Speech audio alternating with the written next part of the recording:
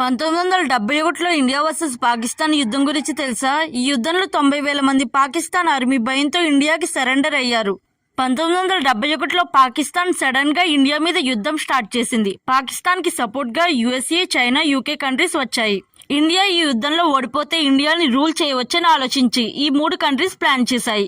Plan ప్రకారం west side నుంచి USA army round up చేశారు, నార్త్ సైడ్ నుంచి యూకే ఆర్మీ రౌండప్ చేశారు, ఇంకో సైడ్ నుంచి చైనా ఆర్మీ రౌండప్ చేశారు. వీళ్ళ సపోర్ట్ చూసుకుని పాకిస్తాన్ ఇండియా మీద యుద్ధం చేసింది. ఇంకా ఇండియా పని అనుకునే టైంలో అరేబియన్ సీలో పెద్ద పెద్ద షిప్స్, సబ్మెరీన్స్ వచ్చాయి. యూకే, చైనా అండ్ యుఎస్ఏ కంటే పెద్ద పెద్ద వెపన్స్ వచ్చాయి. వాళ్లే రష్యా కంట్రీ ఇండియాకి సపోర్ట్ గా వచ్చాయి. ఇండియాతో యుద్ధం అంటే రష్యాతో యుద్ధం చేసినట్లే అని వార్నింగ్ ఇచ్చారు. ఇది చూసి యూకే, యుఎస్ఏ, చైనా వెనక్కి వెళ్లిపోయారు. ఆల్రెడీ ఇండియాలోకి ఎంటర్ అయిన పాకిస్తాన్ ఆర్మీని ఇండియా రౌండప్ చేసింది. దీంతో 90,000 మంది పాకిస్తాన్ ఆర్మీ గన్స్, వెపన్స్ కింద పడేసి మేము సరెండర్ అవుతాము అని చెప్పారు. ఈ వీడియో మీకు నచ్చినట్లయితే లైక్ చేయండి. ఇలాంటి మోర్ వీడియోస్ కోసం మా ఛానల్ ని సబ్స్క్రైబ్ చేయండి.